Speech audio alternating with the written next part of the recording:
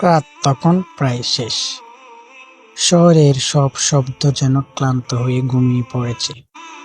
শুধু দূরের কোনো কুকুরের ডাক আর মাঝে মাঝে বাতাসে নড়ে ওঠা গাছের পাতা, এই ছিল নিস্তব্ধ রাতের সঙ্গী। জিহান ঘুমাতে পারছিল না। দিনভর সে ছিল হাসি মুখে, বন্ধুদের সঙ্গে আড্ডা, মোবাইলে ব্যস্ততা, কিন্তু রাত এলেই বুকের ভিতরটা ভারী হয়ে যেত। কেন সে জানে না। নামাজ ছিল কিন্তু নিয়মিত ছিল না, কোরআন ছিল কিন্তু ধুলো জমা, জীবন চলছিল কিন্তু দিক নির্দেশনা যেন হারিয়ে গেছে। সে একদিন হঠাৎ করে তার নানির কথা মনে পড়ল। নানি বলতেন, বাবা, মানুষ যখন সব দরজা বন্ধ পায় তখন রাতের শেষ দরজাটা খোলা থাকে, সেটা হলো তাহাজ্জুদের দরজা। যেহান আগে এসব কথা গুরুত্ব দেয়নি, কিন্তু সেদিন মনে হলো সত্যিই তো, সব চেষ্টা করে ক্লান্ত হয়ে গেছে সে। হঠাৎ মোবাইলের দিকে তাকালো, সময় দেখাচ্ছে ভোর 3:10। এক অদ্ভুত অনুভূতি হলো, মনে হলো কেউ যেন তার ভেতর থেকে ডাকছে, ওটা অন্তত আছে একবার। সে ধীরে ধীরে বিছানা ছাড়লো, উঁচু করলো, চোখে ঘুম, হাজার হাজার প্রশ্ন। নামাজে দাঁড়াতে বুকটা যেন কেঁপে উঠল। প্রথম রাকাতে গেল, সূরা ফাতিহা পড়তে গিয়ে গলা আটকে গেল। এতদিন পর এত অবহেলা আল্লাহর সামনে দাঁড়িয়ে সে যেন নিজেই অবাক।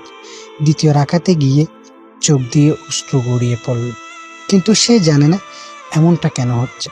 নামাজ শেষে হাত তুলল, কোনো সাজানো দোয়া না, কোনো মুখস্থ কথা না, শুধু বলল, হে আল্লাহ, আমি পথ হারিয়ে ফেলেছি, যদি তুমি আমাকে না ধরো আমি আর পারবো না।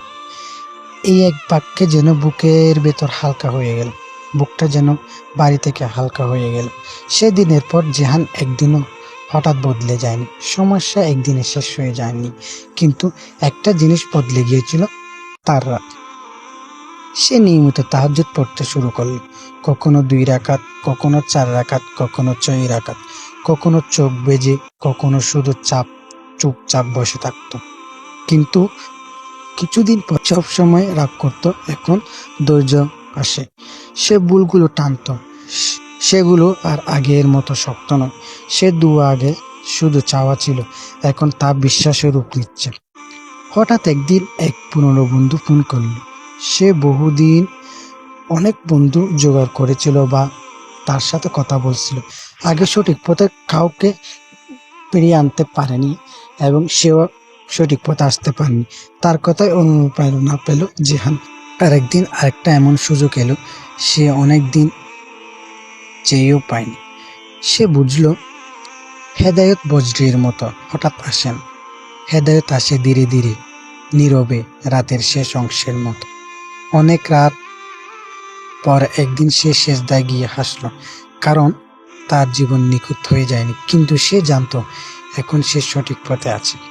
আর সেই পথে শুরু হয়েছিল এক নিস্তব্ধ রাতে, একটা ভাঙা হৃদয় নেই, তাহাজ্জুদের নামাজে।